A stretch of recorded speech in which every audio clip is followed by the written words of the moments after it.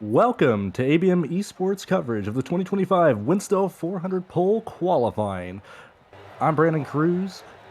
Up in the booth beside me is Emily Howe and Parker Alexander. Currently, right now, there are 42 of the 84 people signed up for this year's big event. 42 will be trying to get the pole and second place on the starting grid for Sunday. That'll lock them in, plus give the pole sitter $25. How? What do you expect to see this year compared to last year? I know you made some adjustments to this setup. We've seen a ton of people practicing all week trying to get the pole here. Do you think we're going to see a repeat winner like Alex Kolnick did a couple years back, or do you think it's going to be a new guy out there getting the pole? Well, in practice, Colin was about 100th clear of everybody, which seems like a small amount, but really we're talking about a very, very small margin here. This year it's a little bit more humid and a little bit warmer, so it's going to be harder on the motor and it's going to be a little bit draggier, so it's going to be hard, really hard to really get speed up once you're off a pit road. So pit exit is going to be the most crucial portion of this qualifying. And Parker, what do you think is going to happen today? Because look, I think we're going to see a new pole sitter, but I mean, when you look at the names in here, we have a lot of new people racing in this event who haven't raced here before. I think we're going to see a new guy up there at the end of this one. I personally wouldn't mind seeing a repeat pole winner from last year. But I gotta say, I think Alex Collins has a great shot to get the pole. I think Emily has a great shot. Brendan's always a contender. Of the people that I haven't really seen before, I think Nate Stewart's always a threat. And yeah, I'm really looking forward to seeing who's gonna get it. Times have been really close. Parker laughing because last year he was the pole sitter. Your last 5 pole sitters last year was Parker. Dylan Alt led the field of the green in 2023. Alex Kolnick, your back-to-back pole sitter in 2022 and 2021 with Seth DeMerchant getting the pole in 2020. At the moment, I believe there are 5. Let me see. Looks like there's about 3 guys who have had the pole in the past, currently going at it again. Dylan Roberts is currently the fastest car, or at least, my bad, it was. Let's see, fastest guy at the end of this was Kolnick, as Emily stated, with Nate Stewart and Emily Howe right behind them. I mean, we're going to see this pole separated by hundredths. It's not going to be tenths. It's absolutely going to be hundredths at the end of this. Yeah, so let's go over the format. It will be one lap of qualifying. You will get off pit road. You must use the apron and exit pit road normally. There will be no flags cleared, no excuses for anything. And you can come around, get the green flag to start your one and only lap. There was no yellow line rule, so when you come back around, you can cut to the apron if you need to. And that's it, just all out, one lap qualifying format. Format's going to be as you get right by that green cone on the exit of pit lane. Right now, McGee's just going over the rules for those people that are straggling in at the last second who weren't here for practice. We're going to be getting our first guy momentarily here. This is probably going to be a good hour and a half wait for these guys. I know, Parker, you got the pole last year about an hour in, and you didn't have to sweat too many guys. I do want to add that the pole sitter has never won the big event, so when I go out there and qualify 32nd, I'm not going to be too nervous about it. But what do you think is keeping the pole sitters from actually really competing in the 400? Like they're usually either taken out early in wrecks. I know I'm kind of answering my own question here, but they're usually taken out early in wrecks, or they just don't get lucky at the end of these races for whatever reason. The pole sitter just has never actually ended up running well that year in this event. Well, I tell you what, last year the pole sitter had a really good chance to win it. Made a move to put myself in a spot to win with a couple laps to go, and I got on the last lap. But it's a lot to do with the fact that Daytona is just pure chaos. This rules package we got, it lends itself to chaos. It's very packed up. It's very exciting. So yeah, that's really, I think, why, because it's a very big package. We got our first car rolling out here. It's Aaron Smith in the yellow number 70.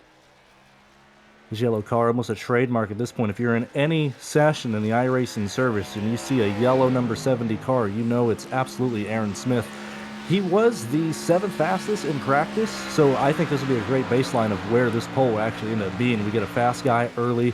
The weather is not going to be in play. Everybody's going to have an even playing field. Nothing is changing on the track other than slight rubber being added from each car. But what is the track state we started at, Emily? We started at 0%. There is no rubber on track, so and the session was carried over from the practice session. So whatever we ended practice with is what we're going to start with this run for Aaron Smith out of South Carolina. You see Aaron Smith kind of everywhere in iRacing. He's in so many leagues and different competitions, so familiar face for so many people as he takes the green flag start Winstel 400 qualifying for 2025. One thing I want to note is in practice we saw just different strategies off the board. I'm going to argue that I think the pole's going to be one off a pit lane, but we are going to see people attacking turn one differently. I mean, we saw Aaron Smith take the green flag, drift in the middle of the racetrack.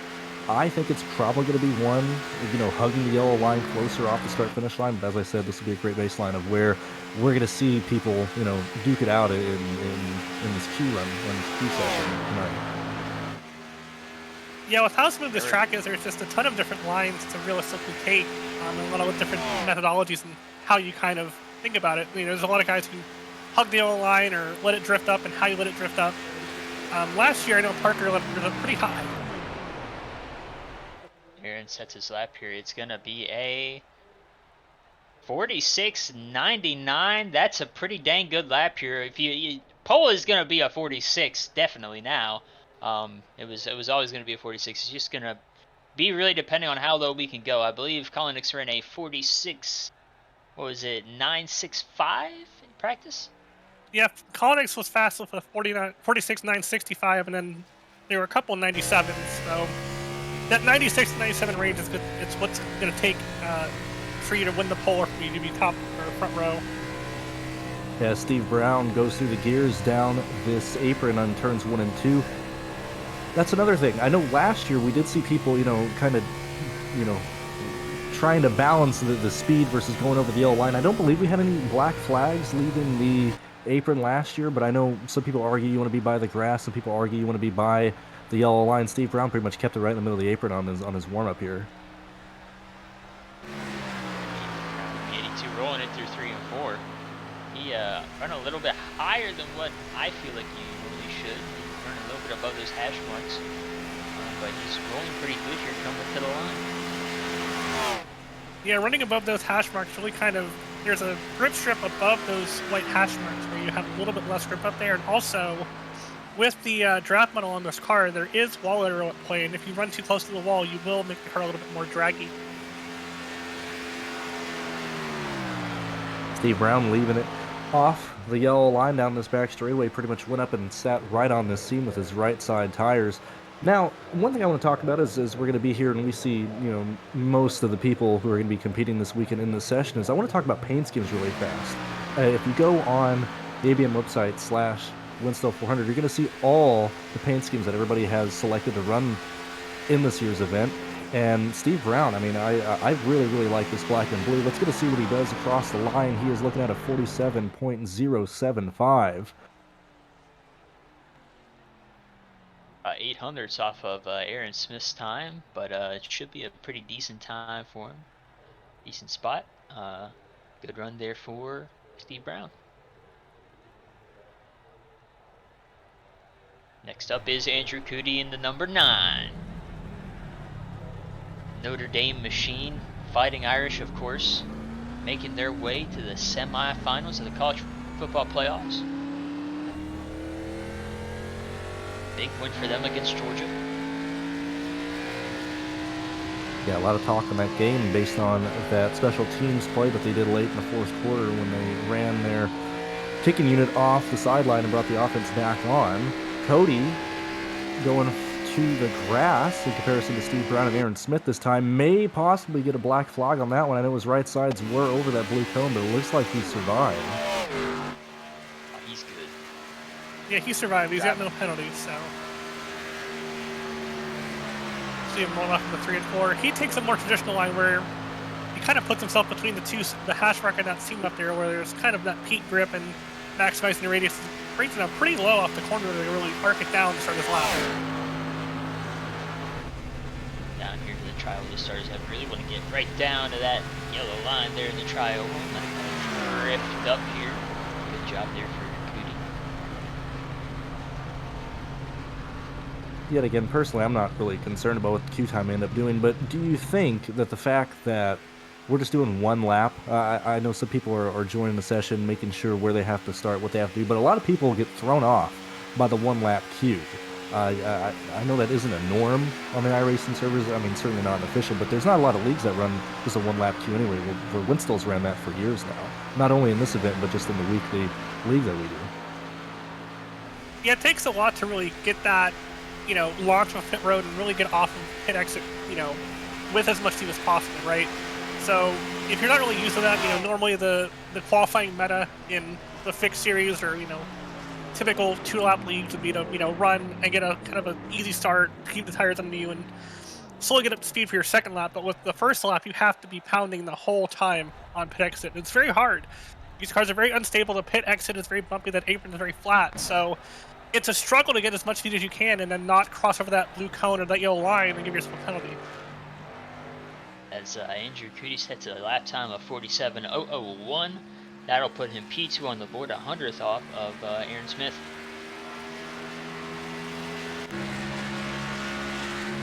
See the 41 Next machine of Leandro Moreira pulling up on the track. He's from he's a Brazilian, looking to make his, I believe, is this his first start in the Winstel 400? Do you believe good it to is? see him. And that nice black and orange machine. And you're running a little high here through the 3 or 4, and he's going to start his lap. As we watch him do this lap, I want to shout out the Winstel 400 banner. Nothing was required to put on the cars this weekend. We fully believe this is more of a driver's race. We don't mandate any stickers or anything being put on the cars or anything, but those that did put on Winstel 400 banners, I always love seeing that. Anytime I see a car go around the circuit with my logo on them as well that I didn't ask for, that usually nearly always puts a smile on my face. So shout out to the first person with the Winstel 400 banner we've seen tonight. Run a car with a circle with a line through with your logo on it. See Leandro coming around through 3 and 4 to finish up this lap here to come to start finish line. Let's see if he can dethrone these top fellas here. He's going to cut that apron here in the trial. Well, that is legal. If you have seen a couple other cars do it, as he's going to set a time of 47.031. That'll put him exactly 400ths off of Aaron Smith.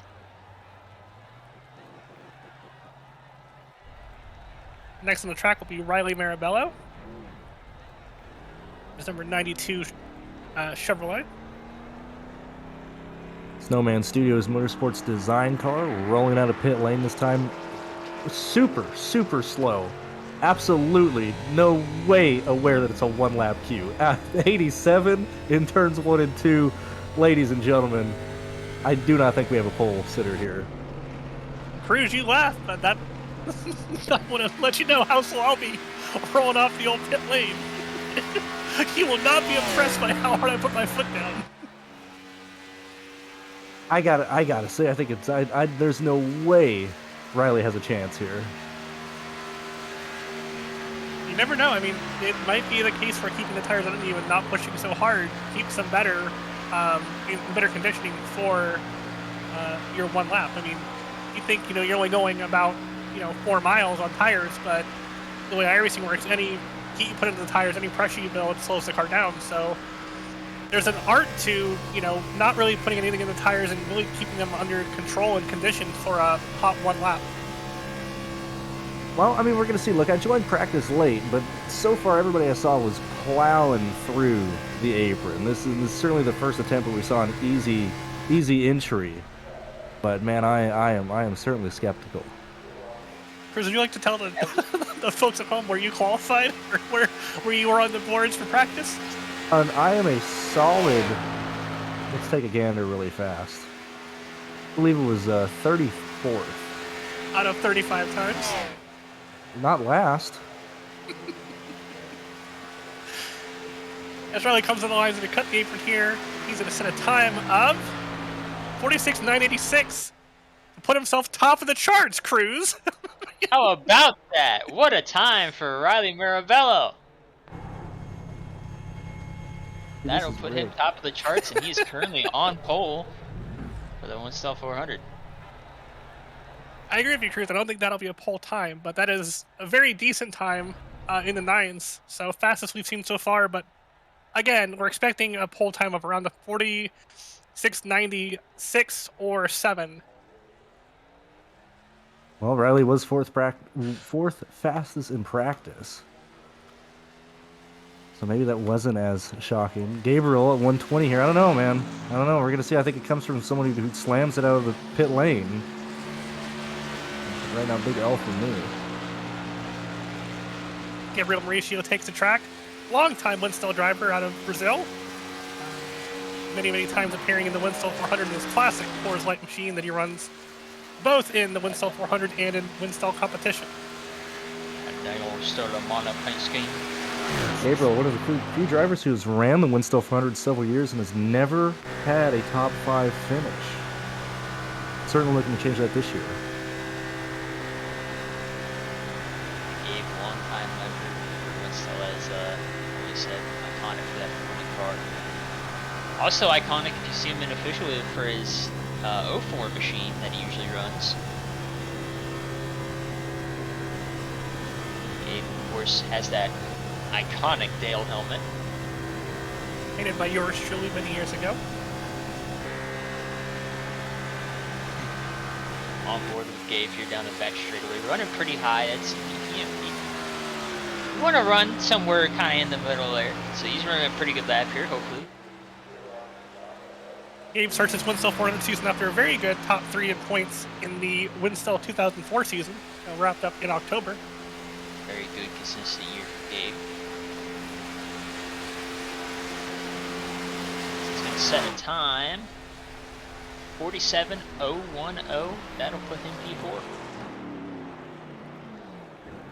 And again, your 2 fastest qualifiers in the session we locked in the front row for Sunday's event. Everybody else, other than yours truly and Emily and McGee, has to go through the heats and the last chance qualifier held over the next couple days.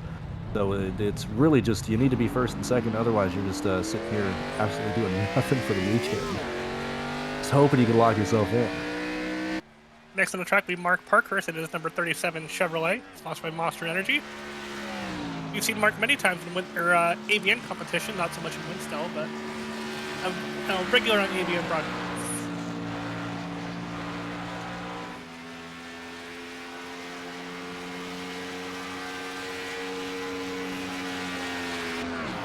If you look at our ticker on the left, you'll see the schedule for our remaining races of the Winstel 400 Speed Weeks. Tonight, we set the front row for the Winstel 400 Sunday. Tomorrow, we have heat races, so we'll have 2 heats to set the 24. 24 will advance from the heats, I should say. And then afterwards, we'll have the second chance qualifier. And then on Sunday, we'll have our last chance qualifier pre-race at 5 p.m. Eastern, and the green flag for the Winstel 400 at 7:30 p.m. Eastern. Sunday evening. And of course, we'll have a mix in the booth. I'll definitely be here for one of the heat races. I don't know. I believe we're heat 2, right? That's a good question. We will do what we're told. Yeah, exactly. All I know is I'm heat 1. I know Howe's heat 2. Parker, I don't know where you're falling the line at. I'm in the same heat as Howe, so heat 2.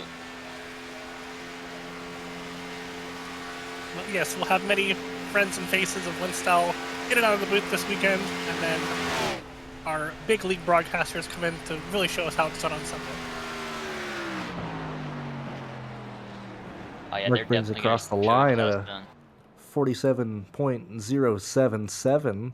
Currently taking the bottom of the totem pole away from Steve Brown. But we still have how many people are in here right now? We're at a full 43-car field right now of guys who are going to take lap times.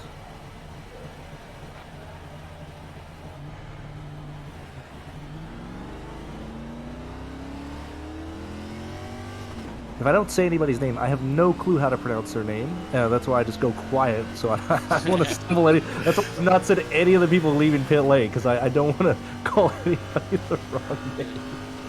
I'll give her a shot. Vlad Tokarev.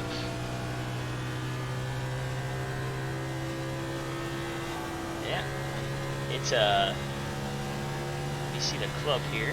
It's a UK&I driver, so from one of those silly islands out there on the Eastern Atlantic. Oh, okay. We don't need to. We Coming don't out need to- to.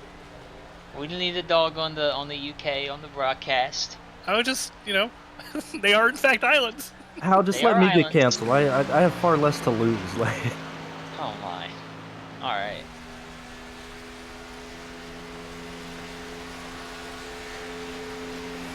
anyway, Vlad coming across the start-finish line right here to start his time. 188 across the line here. We have seen other people be at 187, 186, so Vlad looking decently fast to start-finish line to start his first lap. Currently, or at least in practice, Vlad was a top 20 in time, so he's going to need a substantial increase from his practice time in the session to get the pole. We can see what he does here.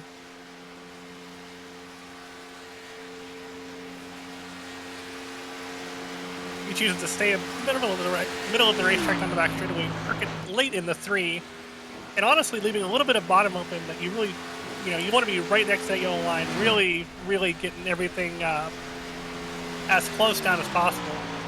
He's going to come across the line here to finish his lap. Let's see what he puts down. Vlad's going to put down a 47.032. I'll put him 6 on the boards provisionally. 6 on the board for Vlad. Next up, we got the 16 of Tyler Murray. That nice looking, almost looking like a colleague looking machine. Looks very nice. Parker, I'm hearing you're being called down. All right. Tyler Murray going through the gears down this apron as Parker brings his car to the starting grid down the down the pit lane rather. Tyler B. Murray keeping it in the center of the apron right now. Being a little soft on it like we saw out of Riley earlier. He was 136 in the center of that apron, leaving the commitment cone to enter the racetrack at 145. Currently bringing up the track in the middle. We have TJ's team on the front of this machine with a bit of a trackers and, Parker mentioned a bit of a colleague and, kind of Bass Pro Shop mix going on in this car and this beautiful 16 machine. Yep, he brings us 16 out of Middletown, Delaware. Tyler Murray does, as he comes around a little bit high up at 3 and 4 there to start his green flag to start his qualifying lap. And again, we should point out, the only thing that matters out of this qualifying is the top 1 and 2. They will be locked in the Sunday night's Winstel 400. Everyone else heads off to the last chance, or to the heats, and then second and last chance qualifiers tomorrow and Sunday. And these times will not set the heat. They will not be setting the field for the heats. They will qualify separately within those. So if you're not on the top of the totem pole on the hot seat, your night is unfortunately over, and go home back to the shop.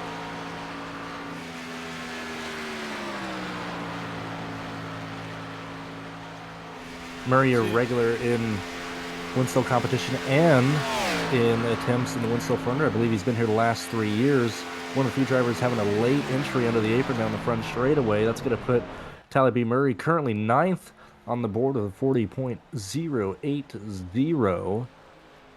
We are just back to Riley and Aaron holding the top 2 positions here as Parker gets ready to do his run.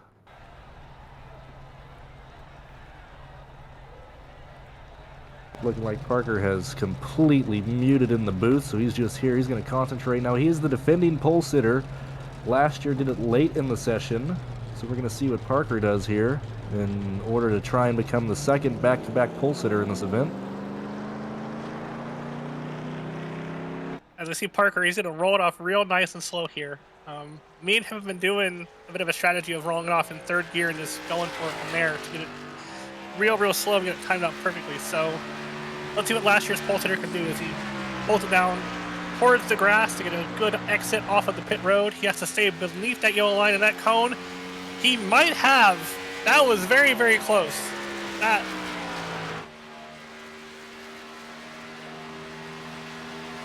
I am very surprised that was not a penalty.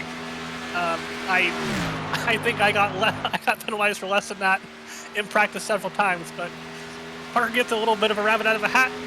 He gets to bring his cheating Toyota to the front here. He's just cheating. He doesn't have a transmitter on the car. We might not even have it real time. Parker keeps it nice and low and arcs it up nice and wide as he heads into turn number 1. Last year we saw Parker take a really wide arc off of turn 2. He let it drift up more than I think anybody else did at all last year. So let's see what he does here off of turn number 2. Almost shocking last year. I remember we were just discussing other drivers, and then bam, Parker puts a TOC. This year, all the pressure, all the views, all the expectations of at least having a top 3 time here is on Parker. So we're gonna see if he can compete with Aaron Riley at the top of the scoring sheet here.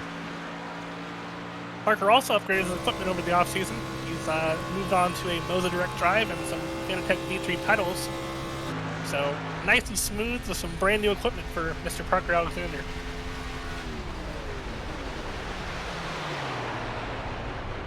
He goes third in the charts with a 46.996. Parker, we are shocked that you didn't get a penalty off of turn number 2 there. Oh, he rolls the car several times through the grass in turns 1 and 2.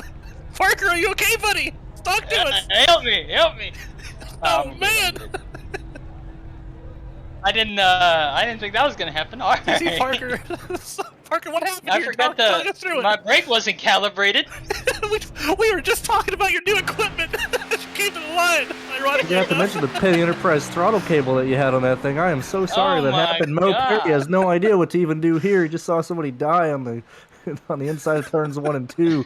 Mo Perry was more cautious than anybody coming across the crash zone currently as we see the replay of Parker tumbling. Tough scene there. I did not mean to do that. We'll get on to Mo Perry here in a second here, gang. It's been a long time, not since the 87 car, when this event first went to 160 laps. That's all the way back in 2021, where multiple cars flipped in qualifying, Parker. So at least you did that. You break a 4-year flipless streak. You got to make it spectacular sometimes, and we did just that. You see Mo Perry head off into turn number 3 to start or come to the green flag this time by. That's number 28 machine. Very nice looking 28 machine. Very good with his paint schemes as usual. Mo Perry, a familiar face in any of the ABN and different leagues across the board. I know he's regular in Rod Car every Friday night in a pretty much trademark white and purple paint scheme here with the Perry's Paint logo all over it. A big contributor to some of the throwback schemes that Winstel runs. He's one of the guys you see in the paint room helping out with, weird headlights or lost logos or whatever. Mo Perry puts a lot of time into his own paints and helping with the Winstel throwback paints.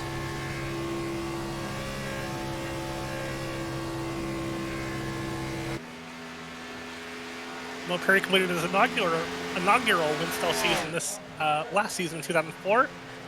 And was very improved throughout his rookie season. He comes to the line to set a 47.077. He'll go 10th on the board. And hopefully get it woed down, unlike our lead commentator, Parker Alexander. All right, next on track is going to be Ryan Doucette, but we're going to bring somebody up here into the booth. We got Sean Pelly coming into the booth. Sean, we hear you might have to leave a little bit early, but talk to us about your plans for this weekend and what you plan to do to make this event. Well, first of all, it's good to be up here with you guys. I hope you guys are having fun watching these cars. I saw you. I was down here in my pit stall. Yeah, I saw some dirt flying, maybe some parts. We're good. I hope your team's all right. I hope you're all right. Yeah, we should be. It should buff. We should be all right. This sounds good. But as for me, yeah, I'm gonna go out here and I'm gonna give it what I can. I'm gonna try to put this thing on the front row. I'm usually not very good at this kind of qualificating. Not my style. If it doesn't work, we're gonna be there just like everybody else tomorrow night in Heat 1, where you want to be. Top 11. I think this is my year. I can make it. It isn't going to be one of those years where I'm missing the show. Here for me, it's a 1 year I'm in, 1 year I'm out. So I think I'm going to make it in smooth sailing this time through the heats, no issues, and it's going to be a good year for the number 17 crew. All right, we look forward to seeing how your adventure goes, and thanks for coming up here, and we hope you have a good qualifying run. I appreciate y'all. Have fun up here. Yes, sir. We'll see if his computer allows him to do that. All right. On the charts right now, longtime Winstel member Ryan Doucette in his classic Zoo Plates machine, or Zoo Pals Plates machine. He's run for several years now. He's come in the line. P2 on the board. Oh wait, no, that's P6. I'm not scoring. P6, Parker. P6. Can we get? Do we have a doctor? Yeah, I'm a little concussed. I apologize. Yeah, good run there for Ryan. Not quite what he wanted, but it's still top 10. Of course, I joke about Sean's computer. He'll be all right. Races are random today. Yeah. Next on the track here, we got the number 99, or I believe it should be 9, of Eli Sassing. It is Ascent Motorsports Toyota Camry. Pulled it out on the track to come to the line to start his qualifying attempt. Eli Sassing, another familiar face to the ABN viewers. Races in a lot of ABN leagues, or ABN covered leagues over the years. Not much of a presence in Winstel over the years, but making an attempt at the Winstel 400 for, I believe, the second time. Yeah, he was here last year, failed to make it into the big show from what I'm looking at. I do not believe he made it. About all the notes I have on Eli at the moment. Eli running that black and light blue, number 9, Ascent machine. As he's rolling through 3 or 4 onto the back straightaway here. Good looking lap running here for Eli. Parker, where do you feel your lap went wrong? Where it normally does, pit exit. I feel like I got a little bit too high coming off the 3 or 4 maybe. But yeah, just couldn't quite get what I needed to that I got last year. So it's unfortunate, but yeah, just go ahead and had to get him in the heat race. Eli lays down a 47.100 to go 13th on the charts there. You had a very late, I noticed, entry to the apron. There's a couple of ways to do it, and when you come across from that transition, you bang the apron, you kind of lose a little bit with the splitter banging. You got to really come into it early to really hold it down there and get that apron used up to the best of your ability. Next up, we got Winstel regular, Winstel admin, and all around just pretty cool dude, Hayden. Oh my goodness, I don't want to mess up the last name. Y'all go ahead. It's Repus. I do know how to say Hayden's. I was ready to help him out here in the Jesus car. Always running either a Morgan Shepherd throwback or this green, neon green, easy to see. You know where he is. Blindingly green car. His trademark yellow 89 machine. Wasn't able to race nearly as much as he wanted to this last year, but showing up for the big event this year. Happy to see him here. Hayden, I feel like, correct me if I'm wrong, races this because, normally his pace isn't all that well, but Hayden ran a really, really good lap in practice of 47.022. So we'll see if that could carry over here, and that would put Hayden in a pretty decent spot. Speaking of that, I know previous years we've had test sessions throughout some of the winter months, the fall months, and stuff like that. But in this event specifically, or this year, leading up to January, we ended up having 4 test races. Lot more involvement in the practice sessions and not even self-development, but testing and being ready for this race than we've seen in previous years. Hayden was always competing in those races. I mean, this is not the Hayden of the past of let me ride, let me just see if I can get in. Like, I think Hayden is actually going to put up a fight this year throughout the entirety of the weekend. Like, this is not, Hayden, I'm going to ride in the back. Hopefully, there's a right. I think Hayden has a really good chance of racing his way in tomorrow. Yeah, Hayden was very impressive in the test races so far. Got up there, mixed it up, really was pushing and shoving as Hayden lays down a 47.024, so about 2,000 slower than what he ran in his practice run to go 7th on the board provisionally. Decent lap there for Hayden. That'll put him 7th, as you said. And next up is Kyle Benson in the 10 car. I believe this is a teammate to the 16 car we saw earlier of Tyler B. Murray. It is both cars indicating that by the black Winstel 400 banner. They're the only two in here that have the black Winstel 400 banner, so I'm just going to put two together and say they are. Confirming right now, can confirm, no fake news, they are teammates. Kyle Benson running atop of the apron right here, almost went over that yellow line, but he's going to be good to go. Kyle Benson, typical Winstel driver. Typically you see him in the 38 machine, the M&M's 38 machine of Elliott Sadler. Kyle coming to us out of Williamsport, Pennsylvania. Another PA posse driver, similar to our good friend Mr. Parker Alexander. Yeah. Drove by Williamsport the other day. Pretty nice little town. Got the Little League stuff going on there. Drove by all that. Pretty nice. As Kyle's coming down here to start his lap in that wonderful looking black, blue, and orange number 10 machine. Hey, so Hal, let me in. Maybe don't give all your secrets away, but I see that you gave this car, as you designed all this is for Winstel and clearly this event, you gave this car some skew. It has some characteristics that some people may not be used to. It just flat out drags when you're going under 5 miles an hour, and it adds the skew. What do you do into this car to cause that on the sim? It's a little bit of a silly process, right? You know, when you load into the sim, it's got an 8-inch static rear ride height, which means that the nose is pointed straight at the ground. And, you know, you'll see it on the cameras on some of the cars parked on pit road. It looks like an absolute silly machine. But because the rear end is so soft, it will drop about 3.5 inches in height and then sit on the coil-bound spring on the right rear. And in that process, because of the geometry changes in the rear and the way the track bar set up, you see the 24 there all the way off the ground, it will cause the car to skew out very far to the left, and it reduces drag in the corners. So what we saw, similar to Cup cars, and you know, a lot of the times we see the ARC cars are very skewed. Similar process in this car. As we see Cody Kennedy enter the apron here, the reason I brought it up is Kyle Benson actually had splitter damage. I didn't pay attention to where that came from. I don't know if it happened previous to pit lane. I'm hearing that it was already done, but that was the main reason I brought it up, because this car just scrapes against the apron, practically going, you know, like I said, under 5 miles an hour. So I was curious if you were worried about that happening in other cars, or if that was just something that may have happened on pit lane. No, I've seen it on all the cars so far. It's a little visual thing. There's no actual damage, physical damage in the sim. It just kind of is a visual little oddity that happens sometimes. I want to mention Kyle Benson slotted himself into P6 with a lap time of 47.010. That is the same time as Gabriel Mauricio, but Gabe gets the tiebreaker.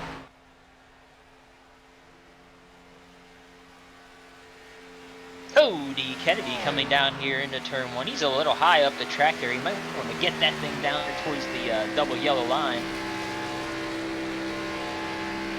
I mentioned the test sessions earlier, but Cody Kennedy, a driver who participated in, I believe, at least 3 of the 4. I know I missed one of them, but Cody was in nearly all of the practice sessions, entering his first ever Winstel 400 weekend. And those practice races are an important step, because you know these cars are not easy to race in the pack. You know, there's a lot of jostling around for position, so it's really good to get those practice races in. As he slips up off the apron there a little bit, coming to the line, that's going to hurt him a little bit. He comes in and puts in a time of 47.090. Tough lap there for Cody Kennedy. As next up is Brandon McKissick in the 52. Brandon, a long-time Winstel member and former Coke Series driver, and familiar face in all the Pro Series top-end events out of Jupiter, Florida. He takes the track in his classic number 42 Nexus Esports machine. Yeah, of course, his number on the broadcast here is 52. I think, I'm not sure if his number's right. That would be a very classic McKissick thing to have his number set wrong. There's also a chance that someone has already taken his number, and kind of a cascading effect of Winstel. Want to realize that we have one lap here. Okay, we might actually have somebody who doesn't know. I know I sounded really stupid with Riley, and I apologize for that. But everything I said about Riley might need to be given to McKissick here. With that said, McKissick, 2-time top 5 finisher in the Winstel 400, runner-up in 2017 to eventual winner Justin Wilson. We will see where this Q lap puts him. He says he knows it's 1 lap. He's listening to us. I don't know. Let's check it out here.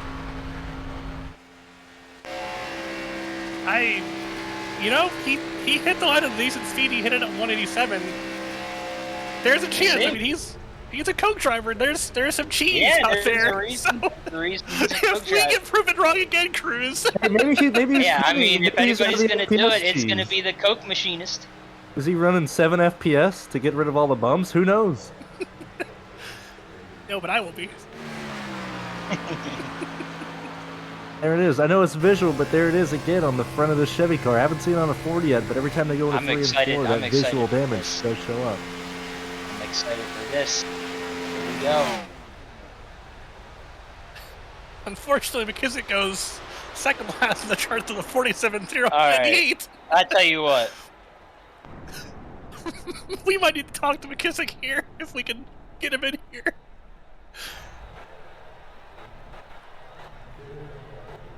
Brandon McKissick, we want to talk about your strategy coming up here to the line. You were a little slow coming off of the apron.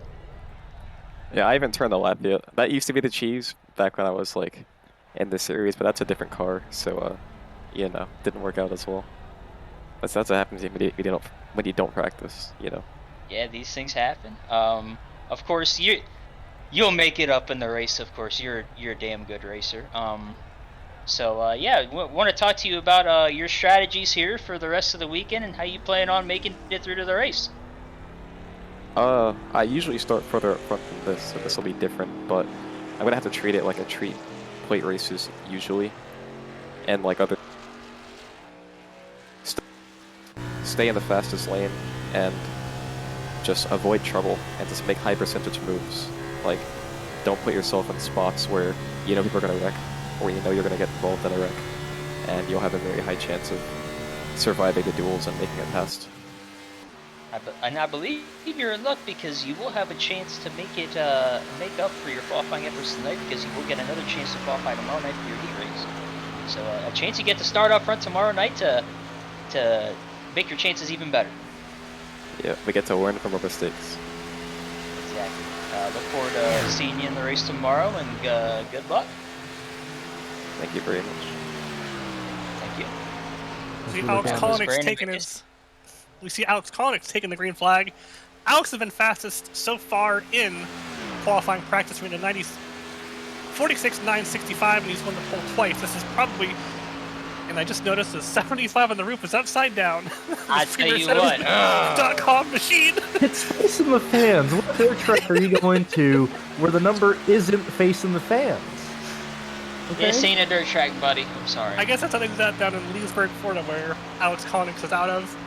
As he brings it around through 3 and 4, nice and tight to the bottom. He's probably going to let it drift out here if I was watching this stuff in practice. Pretty decently high, and he's going to park it back across the apron. And this could be the pole lap. This is one of our contenders for the pole tonight for the Winstel 400. And he got it, I believe, with a 9.67. Great lap there for Alex Kolnick. Yeah, 9.67. He backs up his 9.65 that he ran in practice at his fastest time. Only 2 thousandths off. I mean, I think if he would have had his numbers on correctly, he might have been able to go even faster. Yeah, I hear having the numbers facing correctly is worth about 2 tenths. So not 2 tenths, 200s. So Could be doing some arrow cheating, as we know. Junior did that back in the day. I mean, anytime something's out of the ordinary, you know it has to be speed reasoning.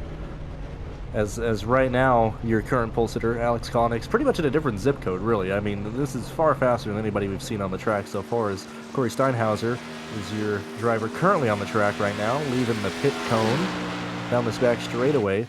I mean, Alex, I would be pretty confident in that holding up until the end of this Q session. I think that's going to be a really, really tough one to beat. Corey Steinhauser out of Australia and New Zealand, our resident Australian racer. He is a Winstel regular, and because he's from Australia, that means he races Winstel, and he'll be racing the 400 Mason on Monday morning this time, which is some true dedication to the craft. Absolutely, I love racing against Corey because of that. He's just very dedicated to the races, and it's always nice to race against him. It was, of course, I believe last year was his rookie season in Winstel, driving the number 34 machine. We'll see what he gets for the 2005 season, and hopefully Corey can rack up some good results. Corey, a part of plenty of the test sessions here. Another driver who we saw competing in the test sessions who is showing dedication to try and make the field. I will say that, I mean, sure, it's a plate race, and sure, some things are different and stuff, you know, with every league or whatever, you know, big events going on. But this setup specifically, I think it really lends itself towards people who throw it into practice, who shows up, tries and learn what the car is going to do, as we see Corey bring it across the line at a 47.102. But either way, literally, as I'm just saying, like, Corey is absolutely going to show up in the heat races tomorrow.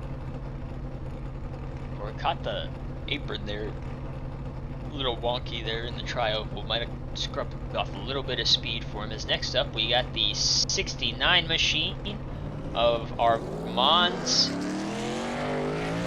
I think it was Jan Petrovic. Yes. Jan Petrovic. Okay. Carmen, Sienna, our residents. Had to take a second to process that one, but we made it through on the other side. Good to see him here tonight for the Winstel 400. Running the logo on the rear quarter panel, love to see that. Not only that, logos everywhere. Every logo, every sponsor of this event, plus ABM Esports on the back of this car. This is your top 5 after 200 million bazillion trillion laps led on Daytona right now.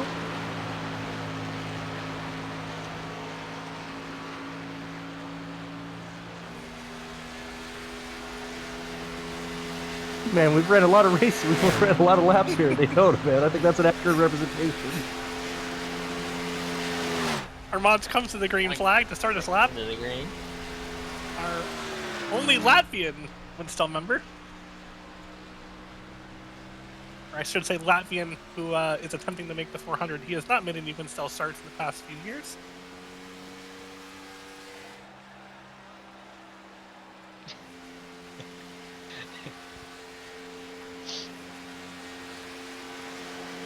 Holding it right down the center of the back straightaway, similar to what we've seen. So, okay, you know, initial starts or initial opinion and with me, you know, I thought we'd be seeing more guys run the yellow down the back straightaway or do a slight, slow lean, you know, entering 3. That has not been the case, so I don't know what I'm going to do during Q. As he brings it in, going to bring it in right at the Geico restart zone, coming across the line with a, let's wait for scoring here, a 47.067. That's good enough for 12th right now.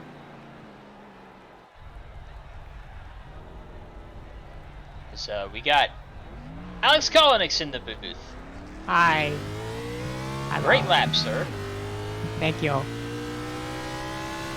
don't know what. Before you say anything, by the way, I am actively fixing the roof number. I forgot which direction it goes. Please don't. Please leave. There's no rule about it. Please leave. No, I wanted to remember which way it went, and I didn't remember because I haven't painted in a while. It's upside down in the fucking Photoshop thing, so I have. Whoa, ski! Whoa, we're live, pal. Yeah, great. Great hey. lap, though. It's all right. Double triple down. You already did it. Just go. Just kidding. Yeah, no, great lap, sorry. sir. As always, a fantastic qualifier. I spent way too much time. You have no idea. Yeah, we all knew that. So talk us through how you go through a qualifying lap. You're obviously you got to be super smooth on the wheel. So yeah, what's your strategy?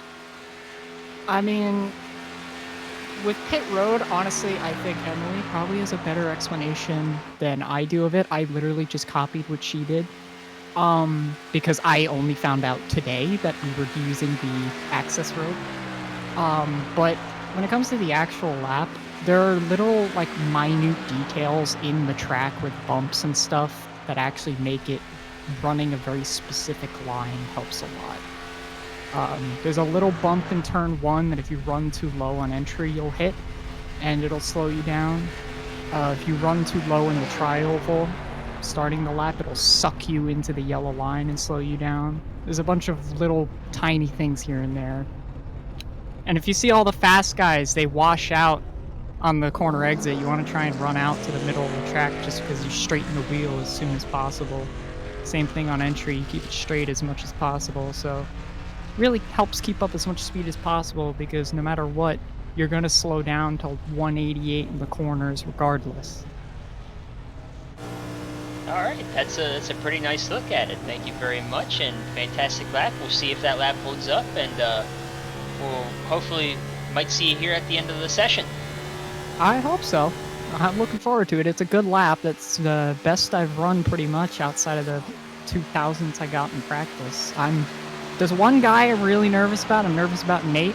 He showed up, Nate Stewart. He showed up, ran 2 laps, and was less than 100th away from me. So I think he's got more in the tank that he didn't show in practice. All right, thank you, and we'll see you. All right, thank you. Yeah, Robinson, during that interview, put up P3 on the board, just slightly outside the top 2, still being held by Alex Kolnick and Riley. We see Sean Peleg on the track right now. As we saw, when we saw him leave the apron, rather, we saw his tongue just sticking out. Dude. I love his helmet. This guy has a goofy helmet. Yeah, of That's course, just that's Sean. Peleg. Here in the beautiful looking Howe's number 17 machine. There you go, there's that Lego helmet. As he's rolling through 3 and 4 here, see what lap Sean runs. This is, of course, a throwback to Jimmy Johnson's, I believe, 2013 All-Star win. We'll see what lap time Sean turns here. 47.083 for Sean. That'll put him 13th on the board. Pretty decent time for he, chose not to do any laps of practice. Wasn't really concerned about qualifying. I talked to him earlier, so not bad to put it 13th after just kind of winging it together there. Yeah, next up we got GT Hawkins in the number 14. And I really want to point out our resident legal, Brendan McGee, in the race control, being a goofball as usual. Always fun to hear.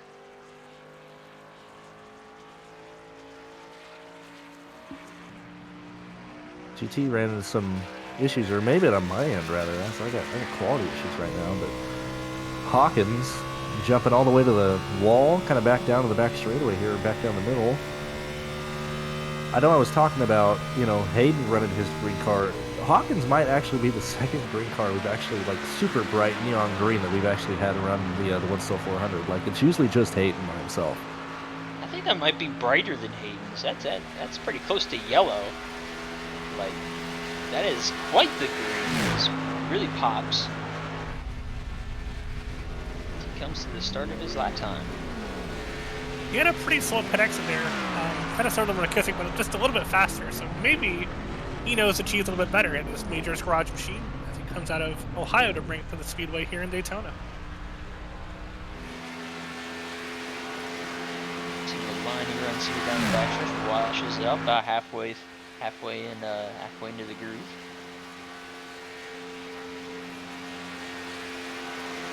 I feel like the Toyotas are skewing more than the other manufacturers. I do want to point out, it is the same setup on all 3 manufacturers. There's no cheating going on. As witnessed by our cheating Parker out, who they're not going top of charts. I believe Alex Kolnick was on a Ford, so I have not given my love for Toyotas visited in the Speedway. GT sets a time of 47.071. That will put him P15 on the board out of 23 cars. Not a bad time for GT.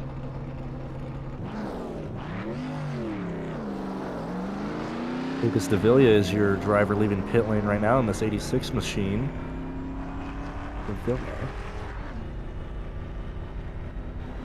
Phil comes to us out of Buenos Aires, Argentina. Another South American driver. It is number 86 on the sponsored machine. Or never mind, I do see a sponsor on the hood. I didn't see any on the... I was looking at the spotter guide, didn't see any sponsors. But I believe it does have a little logo on the hood there.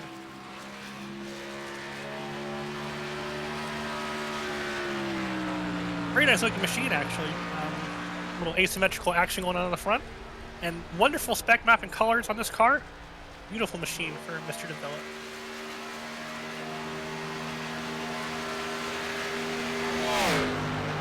What is the That's chat very nice. taking right now? Who is the best paint scheme of the drivers that have ran so far? I'm a bit biased. I think, honestly, Parker's looks really nice. There's been some other really nice ones that have come on the screen so far.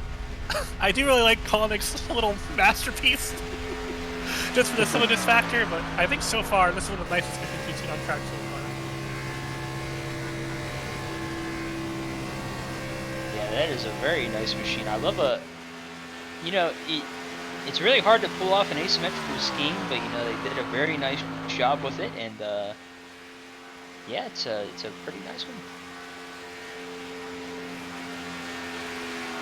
Lucas ran a 47.022 in practice, so we need to pick it up about half a second or half a tenth to challenge Kalanick's and Riley up there for the top 2 positions. If he comes around for your tri-oval, dip it down below the apron and give us a lap time here of 47.024. So match what he did in practice, but not enough to win the pole at 11th quickest so far.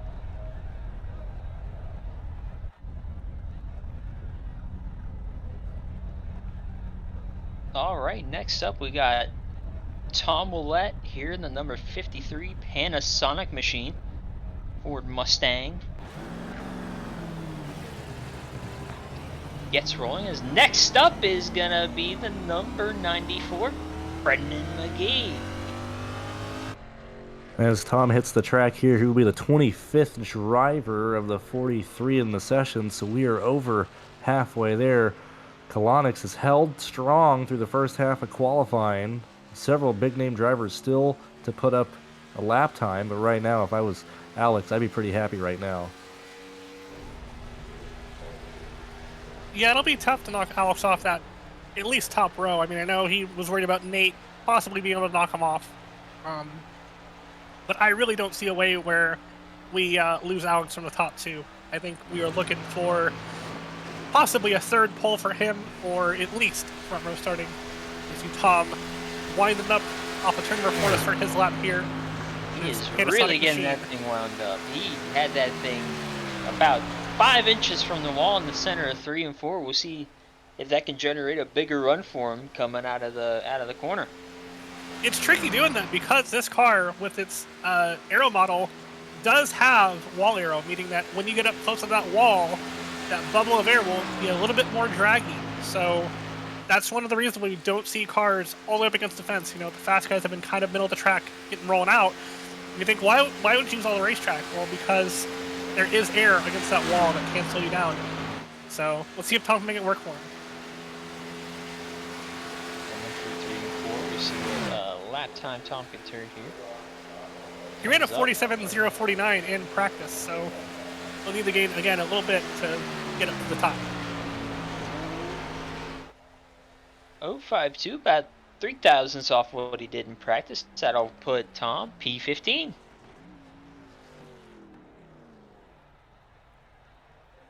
As next up, we see Winstel league owner, longtime fan favorite, but never a Winstel 400 winner, Brendan McGee in his number 94 Interchase battery machine.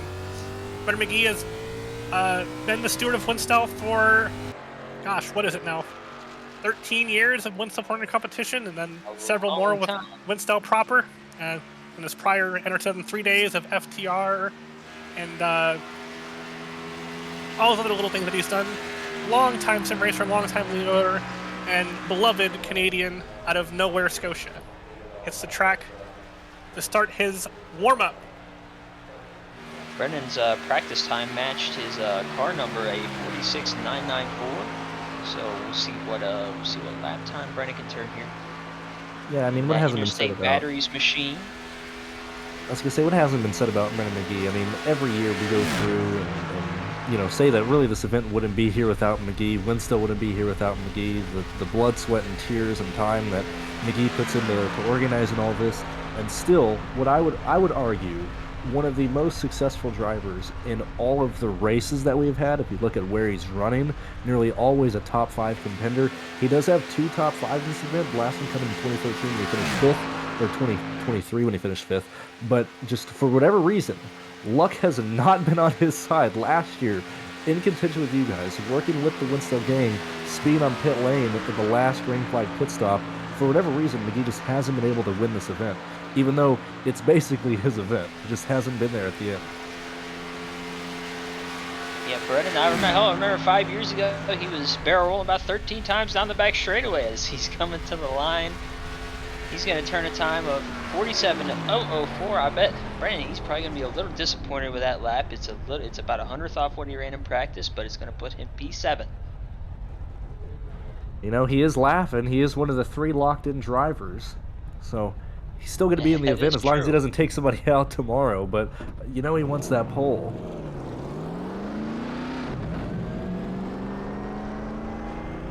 See Jonathan Hernandez roll off. Jonathan Hernandez finished his 2nd Winstel season last year in 2004.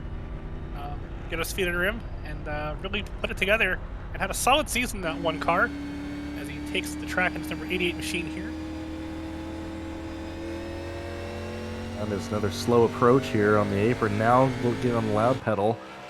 As you know, I made fun of it to start the session, but that is the way these guys have been competing for the pole so far.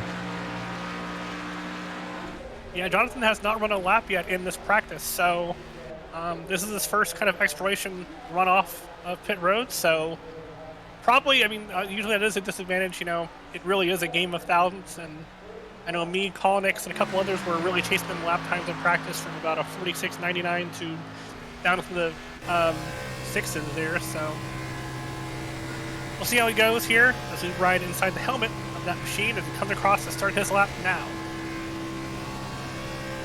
Wonderful looking 88 machine, very reminiscent of the number Dale Jr. would run in the Sprint Cup Series back in the day.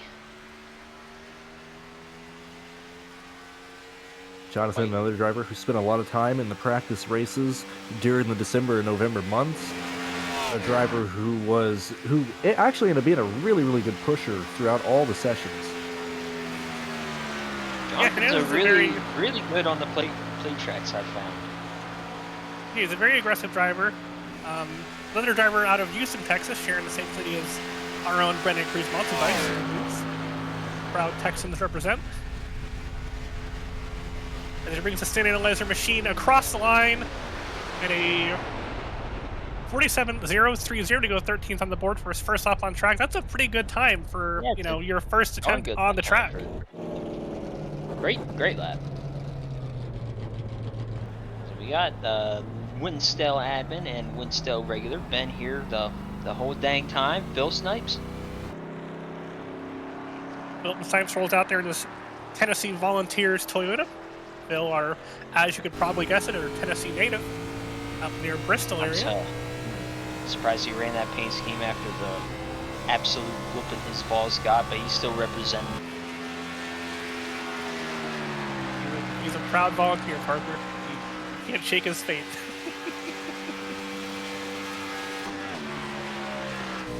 Philip taking a bigger role. I mean, Parker, I guess you're an admin now, so you know the time and effort that a lot of people put in. I know Tyler Head has helped out a ton throughout the years. Same thing with Dylan Roberts, but now it seems like it's you, McGee, Philip, who's kind of heading the Winstel officiating the races, making sure nothing's going on.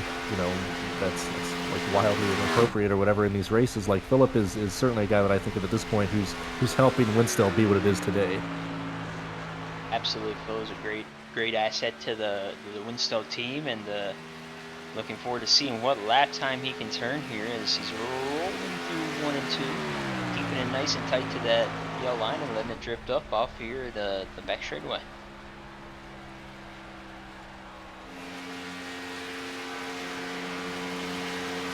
Phil ran a 47.016 in practice, which is a pretty decent time, all things considered, but he'll need to pick it up a little bit to really challenge Kolnix and Riley Marabella up there on the pole. Currently, Alex Kolnix same time as he ran in practice of 47.016. That puts him P11 provisionally.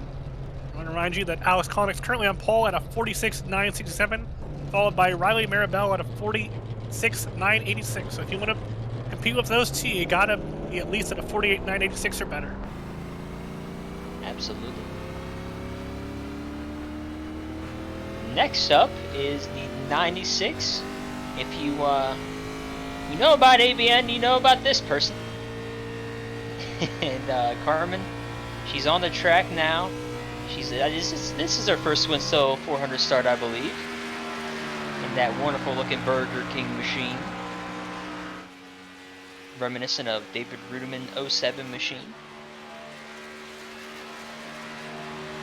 Has been in the broadcast booth for nearly every single Winstel event, whether it's the Winstel 400 or the weekly series, but has never actually competed in an official Winstel event, whether it be a race or the season or whatever. This is actually their first time racing with us. Yeah, she winds it up, coming to the line here. Carmen managed to do a couple laps in practice. Her best time was a 47.108, so she needs to pick up about a tenth and a half to really compete with the boys up front as she brings her Burger King Camry out of Ohio into turns number 1 and 2. Right next, down to the bottom. Pretty good line there. You see her icky sports car uniform. Gives the Patron. Oh man, those machines.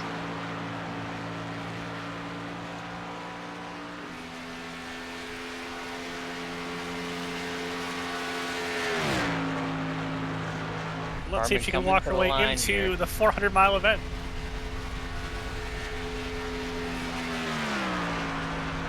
.101 improvement from practice, so I'm sure she'll take that. She's going to pull her 96 machine off the track. And Carmen running a pretty decent lap there.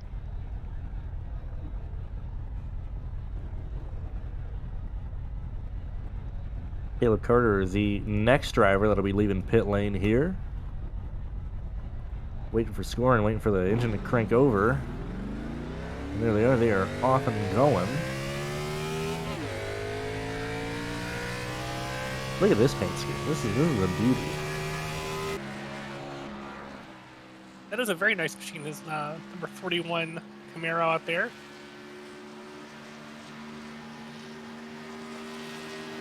As he rolls it out there on the apron. He didn't really get very low there. You know, a lot of the fast guys really get close to the grass and exit to really maximize that pit exit, but he seemed to leave a little bit out there, so it's going to be tough for him to really put his foot down and get his speed up before he gets to the line. Running that, I believe it's an Alex Bowman look-alike paint scheme there. Always cool to see that. Bowman, of course, my favorite driver. Oh, I believe he got the wall there a little bit off of turn 4. I think he did, yeah. There's some right front damage. If you see the right side of this car, that's gonna hurt. I tell you what, he kept it a lot cleaner than I did, so good for him. It's not over yet. We still got to finish the lap. That could be the cheese. We never know. You maybe knocking the right front end makes the car a little bit faster. Made the car a little narrower, maybe. Keeping it out of the air a little less. I don't know. We'll see. I unfortunately do not believe the iRacing Motorsport simulation works like that. You know, Parker, don't. You never know with iRacing, man. You never know. Caleb's going to turn a lap of 47.136. That'll put him bottom of the charts, unfortunately, so that damage might have affected him a good bit on his lap. Sturgill leaving pit lane here to start his lap in this 3. Do it for Dale car. Doesn't say that anywhere, but anytime you see a 3 in this font, you got to run this font. I mean, come on. As we look back at the wall collision, we've had a flip and a wall collision for the first time in several years here in this Q session. I am absolutely shocked. you got to get everything you can get, and sometimes you got to remember to calibrate your brake pedal.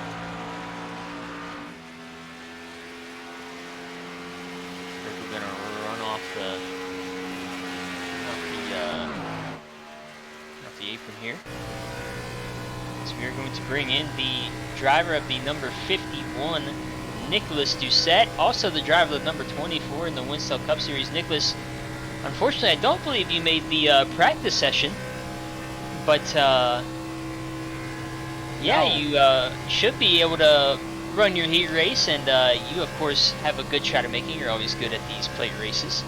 So I just wanted to talk to you about how you plan to run through this weekend, and yeah, anything you wanted to shout out? I chose sliding on ice and screaming at rocks as they glide towards rings over making the session. No. There's nothing wrong with that. Pardon? There's nothing wrong with that. Oh, there's a lot wrong with that.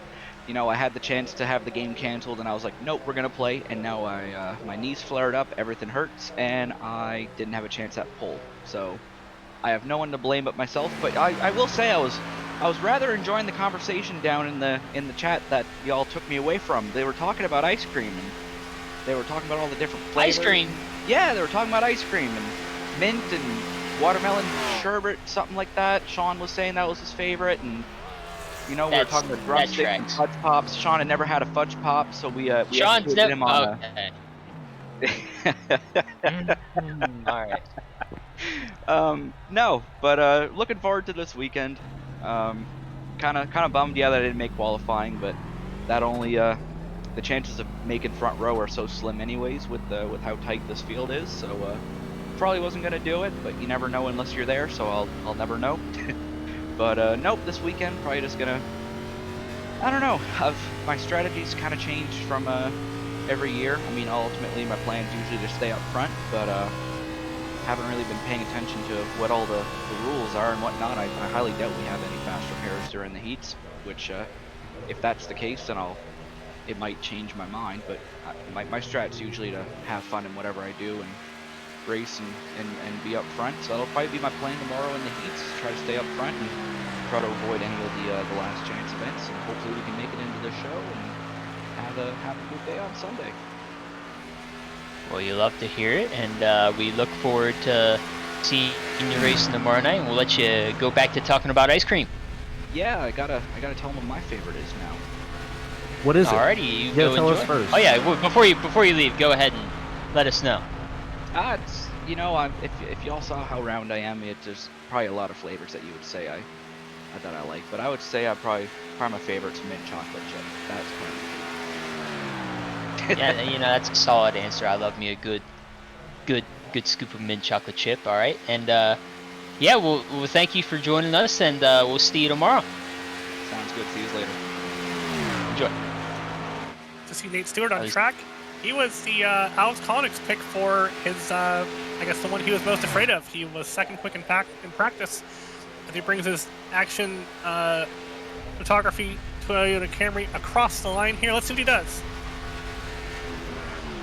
He takes the pole! He does it! By 4/1000 of a second, he knocks Koenig's off the front row. Or off the pole. Nate Stewart gonna knock Alex Koenig's off the front row. How about that? He'll stand up what front a row, lap Parker. there from Nate Stewart.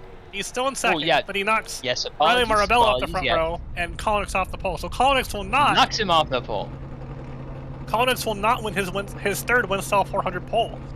And as we had Nick Doucette in the booth, I want to shout out Michael Sturgill, qualified P9 in his run, as we see Ryan Hill take the track in the number 55 machine. Yeah, and going right back to Nate Stewart, a guy who contended very much for the entirety of last year's race, led several laps up until the final stage, or up until the final green flag run of 43 laps. Nate, absolutely going to be a contender come Sunday. Could potentially be the first guy to actually start on pole and win this race. There's a real strong chance that we'll see Nate Stewart up front all day on Sunday. Great lap there from Nate. Because now we got the number 55, Ryan A. Hill. He, I believe he made some Winstel starts at the end of last year, and we look forward to seeing him a little bit more next year, hopefully. one interesting thing I noticed about Nate Stewart's run is when he came to take the green flag, instead of staying up high here, he cranked it down low and really cut it low coming to the green. So I think I might steal that and try to see how how that works out for me. As you know, that is one of the benefits of going late. You can see what everyone does up until this point now. As we have Nate Stewart in chat, so good job, Nate. Excellent job out there. Ryan Hill is taking the green flag. Great lap.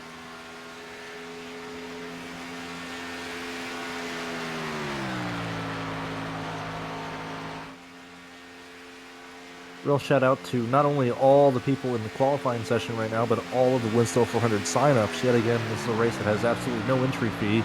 You just have to be one of the first 84 people to sign up this year with a $1,000 purse. I mean, this is the event that I look forward to every single year. I'm so happy to see so many new faces, new names.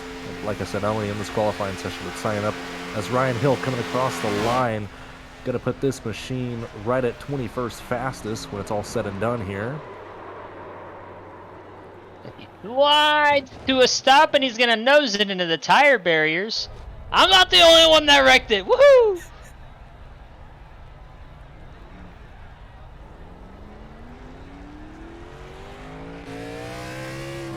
See Austin Reedy lighting the tires on pit road there. It's number 11 machine.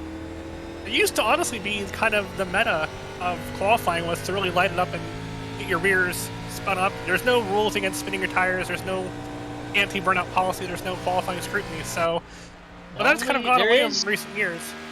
There's one rule that our league owner and admins have set.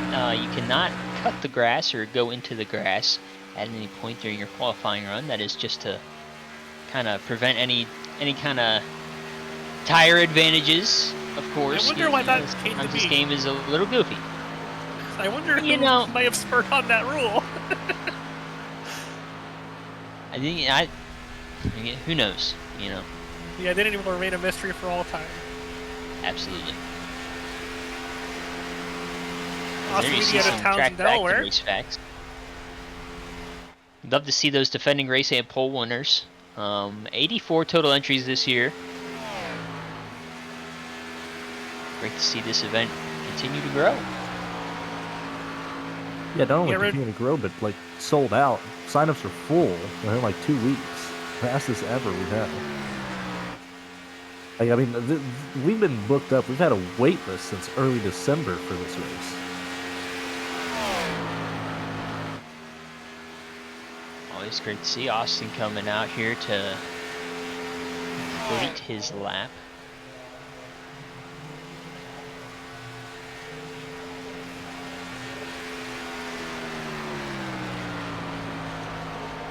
As he completes his lap, and it is a 47.027 for Austin.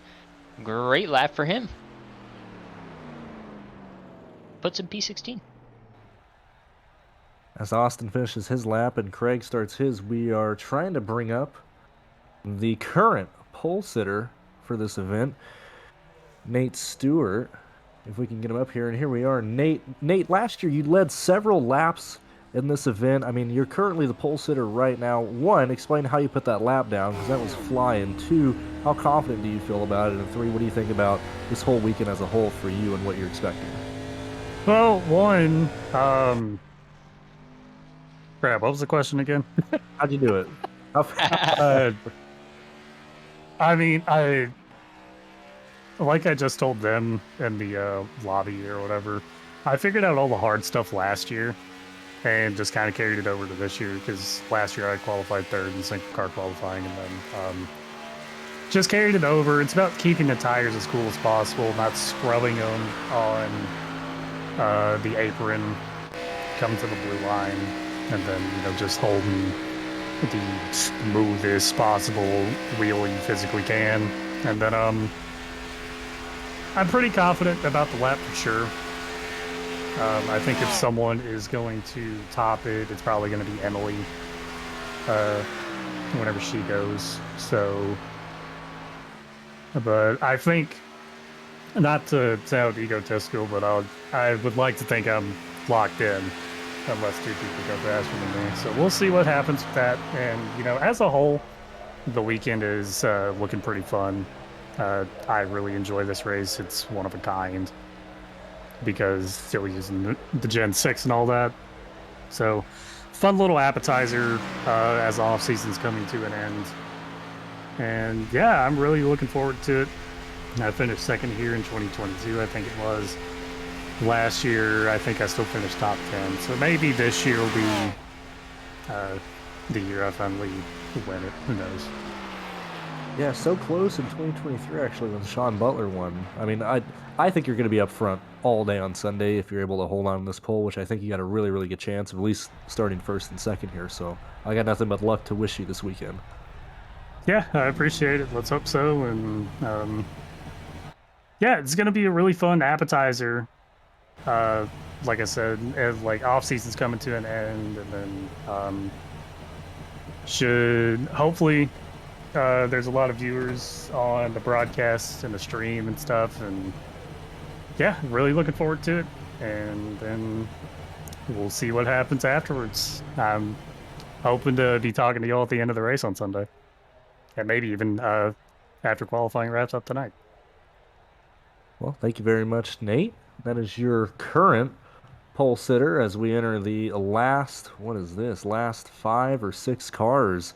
So this is getting towards the end of the qualifying session. Right now, your current 2 guys locked in, Nate Stewart and Alex Kolonix, hoping that nobody else can knock them off. All right. Thank you for joining us, Nate, and hopefully we can talk to you a little bit later here. Yeah, time for it.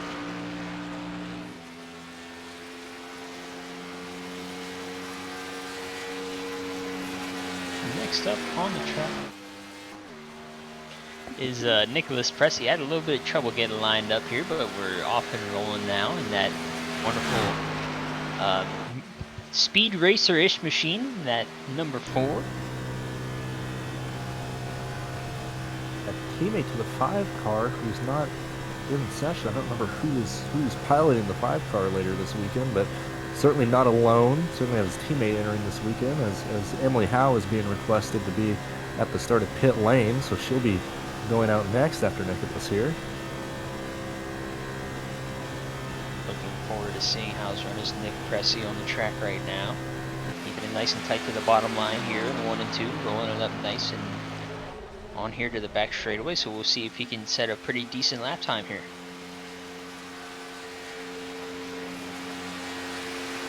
Down to turn 3, bringing it right to that yellow line. Struggled a bit on the launch of pit lane, but as we've seen throughout this entire session, that kind of really doesn't matter. It all starts about how you're in turns 1 and 2 on the apron here, as Nicholas is going to come across the line, start on the apron in the Geico restart zone, and he's going to come across the line right in 10th, right behind Michael Sturgill. Now, before you get rolling, I want to get a nice tight shot of this race car so we can see how high up the bumper is. So as you can see there, the back end there is about, yeah, the back wheels aren't even touching the ground visually on the surface. And Emily has been given the go ahead, so we'll see what the car does here as it gets her rolling. It's you currently... can see the rear tires slowly setting themselves to the ground. So we have a plus 28 degree offset in this car as it rolls off the grid. So by the time it gets to the back straightaway, the wheel will be straight. So you get all of that skew naturally from the car, enough for 28 degrees of steering rotation. Let Howe focus on the lap here as she comes through the apron. How do you want to take us through the lap, or do you want to focus? Sure. So current plan is shift at 93 or 93.50 there. I'm going to try to do the same thing that Nate did earlier. I'm going to park it in between these 2 hashes in the little seam there. And typically we'd stay up high here, but I'm going to do what Nate did, and I'm going to dip it on down low here. Let's try to see if I can get some extra momentum coming to the line. Looking for 189 on the tack coming across the start finish line. I didn't really get that, but we'll see what I can do here. Gonna bring it up nice and tidy here, and then just let it kind of drift into the corner. Nice and steady on the wheel. Get it right against this yellow line, and just hold it here the whole corner as steady as possible. I'm gonna hold it a little bit there, and then up to where the seam is in the middle of the steering wheel, and a nice little orange dot. And once again, slowly start speeding it down to the bottom of the track, and want to be able to catch that bank and let the car really take a bite here, but not drag the splitter against that line. I let it drift them a little bit here so I can cut back down. There's a little cut out of the track that's kind of weird. I'm someone who really likes to cut it down aggressively here and right up against this grass. And hopefully put it... See what well, it is. that's respectable. P3, I'll take it. I will take it. And a 983 matching the car number. Should I roll it too? Yeah, go for it. Oh, I couldn't. Whoa! Ah! We'll pull it off here. Solid little run. Yeah, P3. Yeah, I ran a, what was it in practice? I ran a 75 in practice, a 83 in qualifying, so I didn't have it for Colonix or Nate. Was hoping Nate wouldn't back up his time for practice and run a little bit slower, but he sped up, so I will take P3. Just looking at the charts, I think everyone who was quick in practice has run, so... Excuse me. She said everybody quick. Cruz, if you go top of charts, I will drive you at $1,000 check. I will get one of those big, like, dealership type checks. Marble you know, on those... track. Well, you are a subscriber to Brandon Cruz DFS content, a tribute.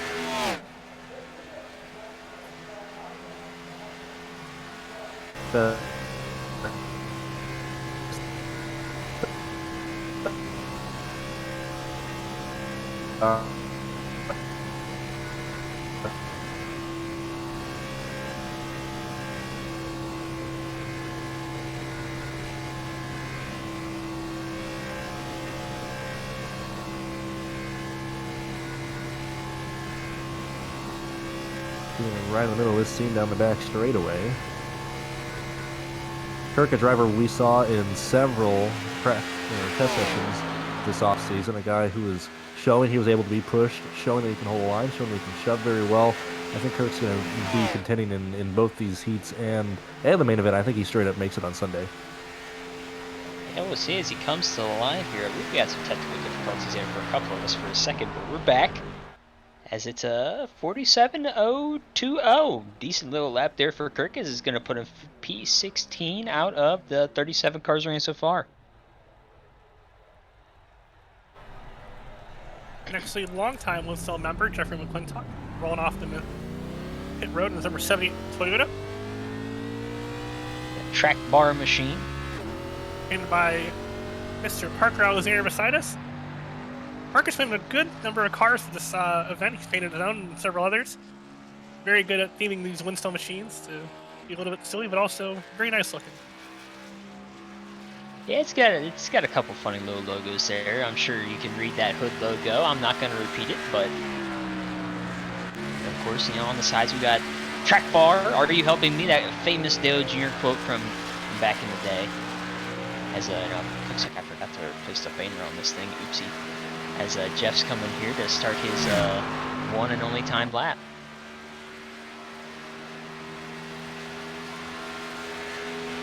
Jeff leaves it really high up there in 3 and 4, and again, stays really high on exit. Next up, we'll have Brandon Cruz Monsivice on track. And again, if Brandon Cruz Monsivice can win this pole, I will drive up to Houston with one of those $1,000 dealership fancy drive west to Houston. Our producer has corrected me in my geography. Gonna give a big shout out to Christina Ryan producing this broadcast, giving you these excellent sound and vision on ABN. She's been in our ear as well, giving us some pointers.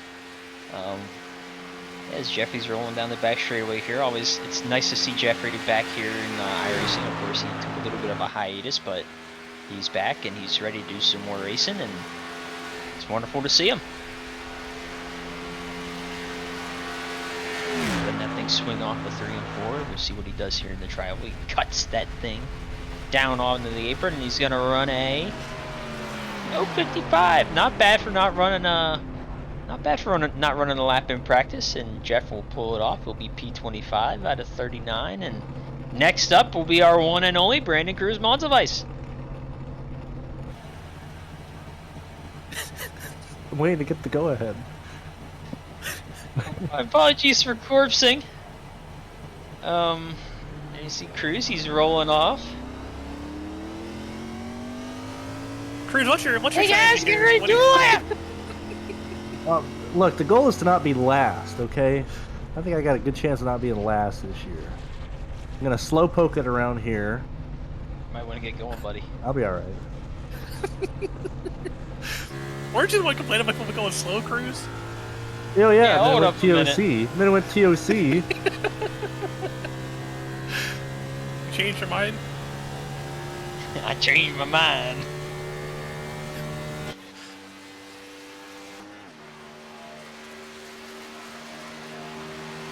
Again, if Cruz can win the pole, I will fly him out, or I will drive him out $1,000 check. Big old dealership style, fancy presentation check. It'll be all over social media. Let's see what he can do as it comes to take the green. Cruz, you feeling confident right now? Yeah, I'm very confident. This is TOC. You heard it here. First at ABN, TOC for the Cruz DFS in 50 seconds.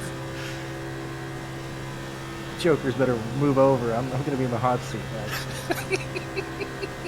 All right, Brandon Cruz Montevice in the hot seat of this number 54 machine. This is a throwback to the Tony Stewart machine, right? I think so. 01.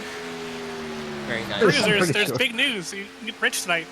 Painted- $1,200. Bates is painted at this- $200 in Switzerland. I painted this last year and missed the show, so I don't even remember what this is based off. Coming through 3 and 4. Brandon Cruz Montevice. What's it gonna Don't be last. Don't be last. Don't be last. Come on, please be last.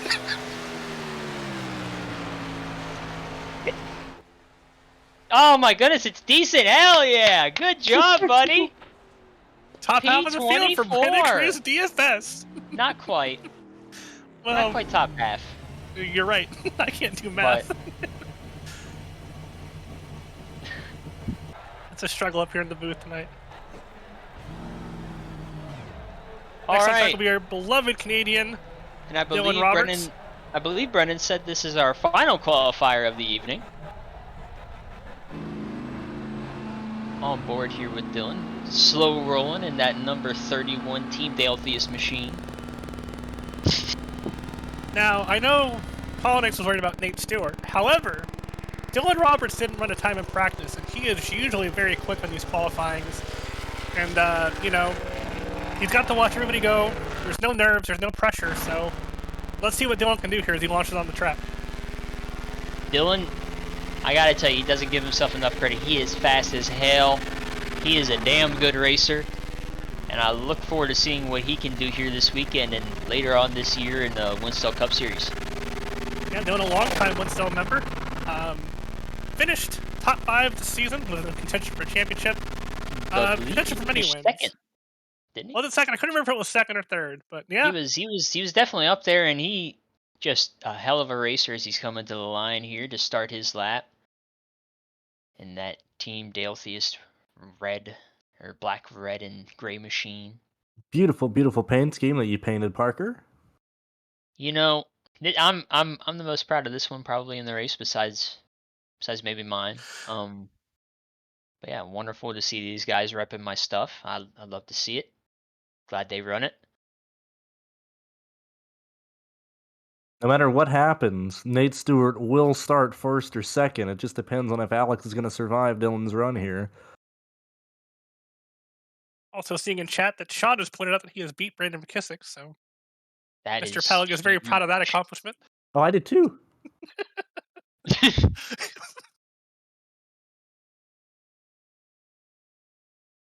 Oh, he's 9-7-8 for Dylan. He's gonna put him P3. So close to the front row, but it's not gonna be enough for Dylan. P3 for Dylan Roberts.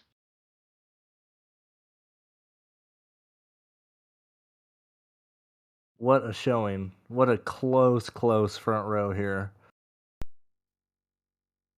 So if finishing that means Nate Stewart will win the pole, and Alex Collins will be outside front row, and they move on to Sunday's Winstel 400, which we'll see live on ABN on 7:30 p.m. Eastern here on ABN. we see Nate's lap here, live replay coverage. You notice he's very, very steady. As you mentioned, he doesn't move the wheel much. He's right against the yellow line within inches. Keeps it real low, lets it drift out for his entry in 3. This beautiful 6.7 action photography machine. As we have Nate ready to talk to us in the booth. Well, Nate, you survived the 2 big attacks that were still left, and you have left Daytona tonight on the pole for Sunday. How do you feel? That's pretty exciting. Dylan kind of surprised me there at the end. I knew he was going to be fast, but uh, I didn't think he. I wasn't sure if he was going to be like that close to be um a front row threat. Say, Emily, I really thought you were gonna have potential to steal the pole, We but distract her every year. No, I well, don't. maybe I didn't have a 6 in me. I got a 75 in practice, but I didn't have a 6. yeah, I got you. But no, it's really exciting to finally start on the front row for this. Like I said, last year I qualified third in single car qualifying, so barely missed out. Had to run the heats, so it's gonna be good to not have to sweat the heats tomorrow night. Pretty excited for sure. I It's found always nice honestly to get to sometimes it is relax. yeah, you do get to relax, but honestly, do you feel that it might be a little bit of a detriment not having that practice heading into Sunday? Uh, yeah, maybe just a little bit, but I feel like the other night during that pack session, I got a pretty good read on how it was going to drive and just like things I needed to change up and all that. So I think it might take me a little bit longer to get adjusted whenever the race starts, but I don't think it's going to be too big of a problem Sunday night. Awesome, yeah. Hopefully, we will see you up front on Sunday, and you can get that coveted win in the Winstel 400. Yeah, hopefully. Thank you guys for broadcasting. And if I can, shout out my sponsors really quick. StemBrownParker.com. They make all sorts of graphic stuff. Go check them out. Apex Action Photography. That's me. I do iRacing screenshots, have for a while. Rexford Engineering, they make button boxes. I need to tell them to get a website. And Dead Zone Racing. I've been my team for a couple of years now, and uh, yeah, should be a fun weekend. Really looking forward to getting it going, and then hopefully I can pull off the win, and that'll be a good kickstart going into Coke free agency if that happens. So we'll wait and see. Oh yeah, of course. Congratulations on that. Yeah, great to hear that, and great to see you on the pole. Yeah, thank you. I don't really like bringing up the Coke thing because I don't want to like sound egotistical, but like it kind of is a big deal. So, Yeah, all right, yeah, thank you guys. yeah. Thank you, and congratulations. All right, see you Sunday. Yes, sir. As Yeah, Nate, we were Nate confident as Stewart. ever entering the Winstel 400 on the pole. Yet again, last year, the pretty much the only year that ended after a green flag pit stop. Nearly all the Winstel 400s have ended at a green white checkered or a much shorter, run to the end. So Nate Stewart, I think that number in pit stall is actually going to be pretty useful because I don't know if we're going to end with such a long green flag run again like we did last year.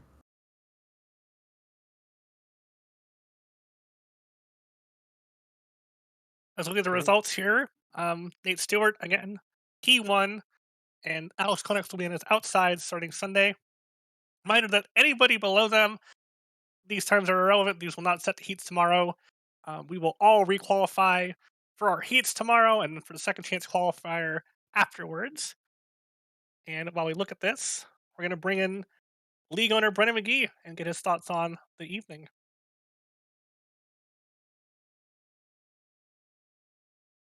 Brendan McGee, your thoughts on the evening and your thoughts heading into this weekend's Winstel 400.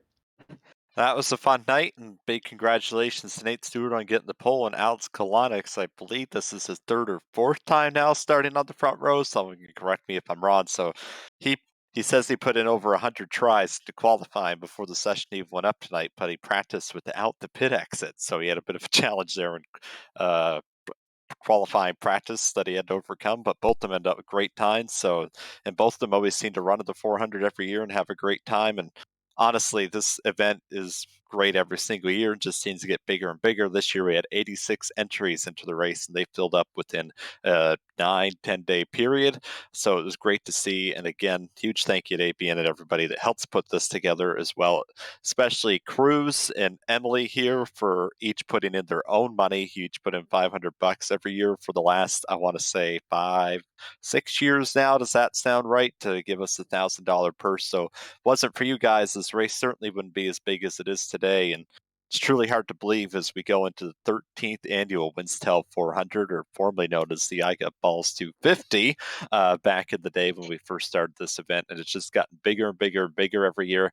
And I'm very much looking forward to this year. We're going to have a hot and slick racetrack. So the drivers are actually going to have to use some handling and bit off throttle time probably this year compared to what we're used to, especially in the Gen 6. So definitely going to be a bit of an added challenge compared to the previous couple of years. And the heat should be interesting tomorrow night. Both heats, if everyone were to show up, will be 43 car heats, so should be a wild night tomorrow night. I expect we'll probably still see about 35, 36 cars in each heat. And the second chance race tomorrow night, which you guys will want to stick around for, that's for the drivers that didn't make it through the heat.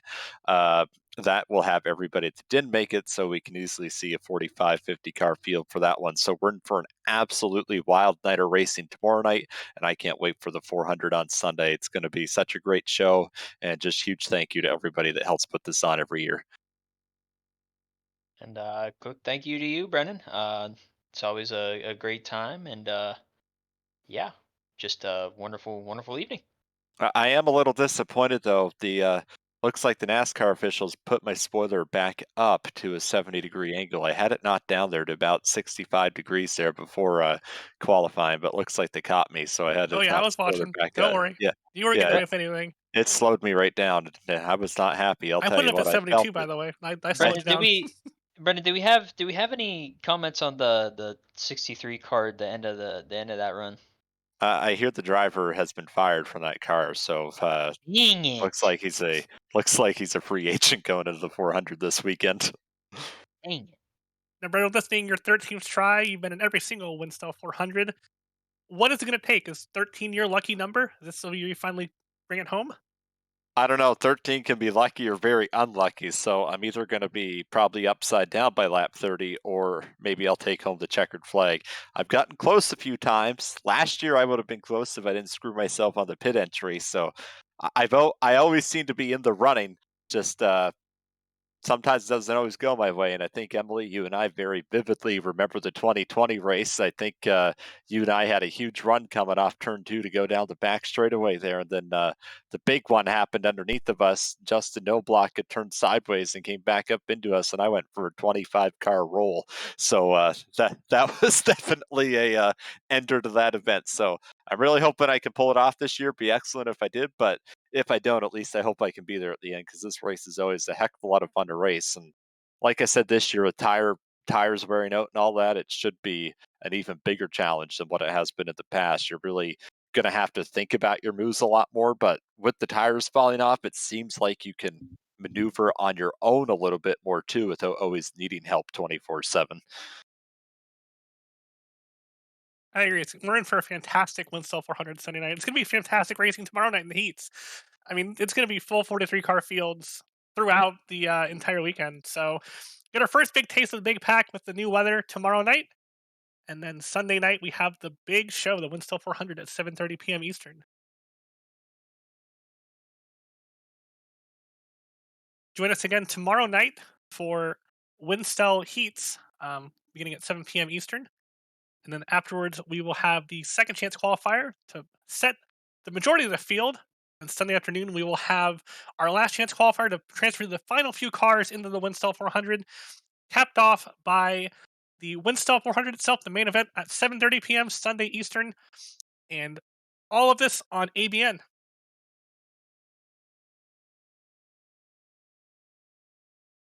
We want to thank everybody who showed up tonight. We want to congratulate Nate Stewart and Alex Collins on transferring their way through to the main event Sunday. I'm Emily Howe. I was joined by Parker Alexander and Brandon Cruz Montevice. Have a good night, everybody.